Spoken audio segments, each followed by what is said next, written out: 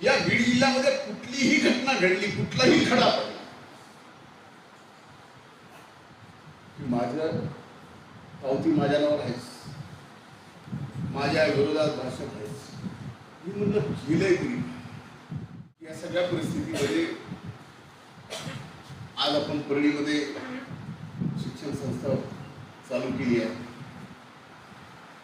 माझ्यावर परळी सर्वांगीण विकासाची जबाबदारी आहे. आता आमदार म्हणून परळीत येणारे जाणारे सगळे रस्ते अतिशय चांगले केले, परळी शहरातले आपण चांगले कामं करतो. मला ना आता एवढे चांगले रस्ते केले. आता बघा परळीपासून निघाले बिडाकडे रस्ते एवढे चांगले केले, पांगरीपर्यंत 72 गतिरोधक लावलं. रस्ता केला इकडून बेलंब्यापर्यंत जाईपर्यंत, कवठळी बेलंब्यापर्यंत 30-32 आहे. म्हणजे मी जाता येता मोजायचं कामच. हा सुद्धा एक मानसिक बदल. ज्यावेळेस विकास पाहिजे असतो, ज्यावेळेस प्रगती पाहिजे असते, त्या प्रगतीला ज्यावेळेस गती पाहिजे असते, ती गती पुन्हा आपण गतिरोधक जाऊन वाढवतो. ही मानसिकता बदलणं सुद्धा आज गरजेचं आहे. प्रत्येकाला वाटतं की आपल्या ह्याच्यात अनेक चांगल्या गोष्टी आहेत. आज तुम्ही बघा ऍग्रिकल्चर कॉलेज, मी आज कृषी मंत्री झालो, ऍग्रिकल्चर कॉलेज आणलं. काही पशुसंवर्धन मंत्री झाला, त्यांनी पशुसंवर्धन कॉलेज आणलं. ऍग्रिकल्चर कॉलेजचं आता काम बऱ्यापैकी वर आले. त्यावेळेस तुमच्या लक्षात येईल वर जाऊन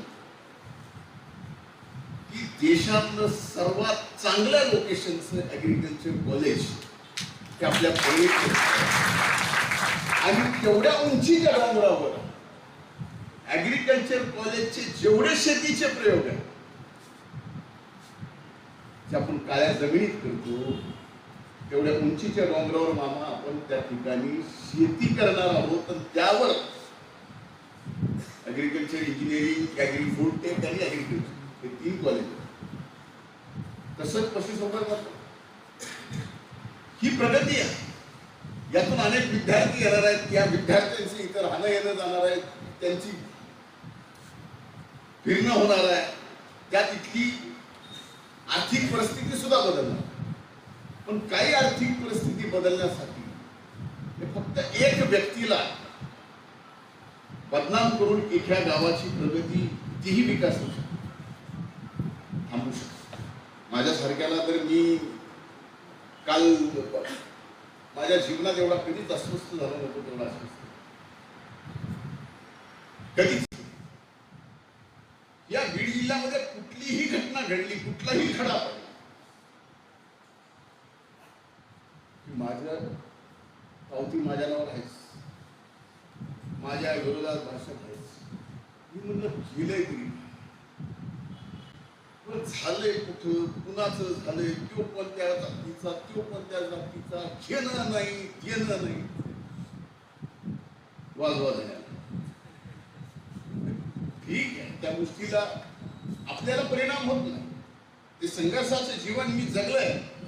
असंख्य आरोप घेईल, असंख्य आरोप करल. ज्यावेळेस करल मी कधीच हातात खरा कागद घेतल्याशिवाय कोणावर आरोप केला नाही. मला आज करायचं नाही, मला काही एक शेवट बोलायचं. पण वस्तुस्थिती या की यामुळं काय होत आहे, एक व्यक्तीला बदनाम केल्यामुळं आपल्या इकडे येणारी जी प्रगती आहे. कोण म्हणतं सिमेंट फॅक्टरी कशी आली, आज कशी कुणाला माहिती आहे की सिमेंट फॅक्टरी कशी आली. सिमेंट फॅक्टरीची जमीन पासून सिमेंट फॅक्टरीला त्या माझ्याकडे असलेलं राखेचं टेंडर पूर्ण फुकट 1 रुपया न घेता त्यांना दिलं. त्यावेळेस ती सिमेंट फॅक्टरी मलनाथपूरचा 80 मेगावॅटचा आपण प्रकल्प पाहतोय सोलारचा. तिथं 200 एकर जमीन अंदाजे द्राक्षासाठी घेतलेली होती. 75 एकर प्लॅन ग्रेप राजा पंजाबाला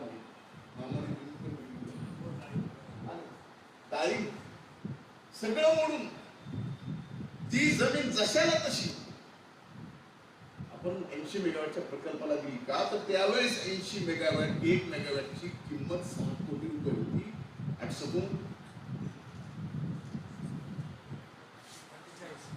480 कोटी रुपयाची गुंतवणूक आली.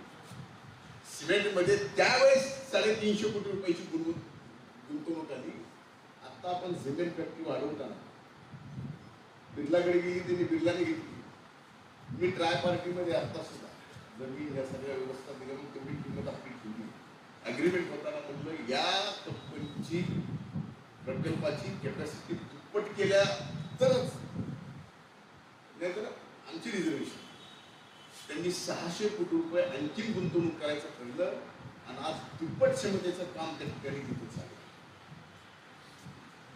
सभागृहात एक प्रश्न विचारला की काय परिणाम होतो, मुख्यमंत्र्याला उत्तर द्यावं लागलं की 3.5 मेगावॅट प्रणालीला आम्ही भलेही थर्मल पॉवर स्टेशन देता आलं नाही तर सोलारचा प्रकल्प देऊ. आता 50 मेगावॅटचा सोलारचा प्रकल्प टेंडर निघालेला आहे. 350 मेगावॅट प्रकल्प येणार. एक प्रकल्प 1 मेगावॅट 20 तयार करायला 4 कोटी रुपये लागतील. एक सोलार तसे जास्त लागतील, कारण 50 मेगावॅट म्हणलं की 70 मेगावॅट बसवावं लागतील. ते टेक्निकल. हे सगळे प्रकल्प करत असताना माझा सांगायचा उद्देश आजचा हेतू खरंच नाहीये, पण एक व्यक्तीला बदनाम केलं, एका व्यक्तीला एवढं मोठं वैद्यनाथाचं ऊर्जापीठ, एवढी मोठी रेल्वेच्या जंक्शनची शक्ती आहे, एवढं मोठं ऊर्जा, आणि यात माझ्या सरकारने जर आता तो विषय बोलू नये, मला बोलायचा नाही, कारण पुन्हा त्याच्यात अडचणी ते प्रकल्प आहे. असे असंख्य मोठे प्रकल्प ज्याच्यात आम्ही स्वप्न बाहेर जाऊन बाहेरचं शहर बघितल्यानंतर आपल्या गावासाठी पाहिलं की आम्हाला पूर्ण करायचं. आणि अपेक्षा एवढीच आहे आपल्याकडून माननीय सरकार मंत्री महोदय या सर्व कामांमध्ये आपलं सुद्धा तेवढंच योगदान राहणार आहे. आजपर्यंत राहिले, इथून पुढे सुद्धा राहील, आणि ते राहिलं. बेटा मी तुझ्या प्रश्नाचं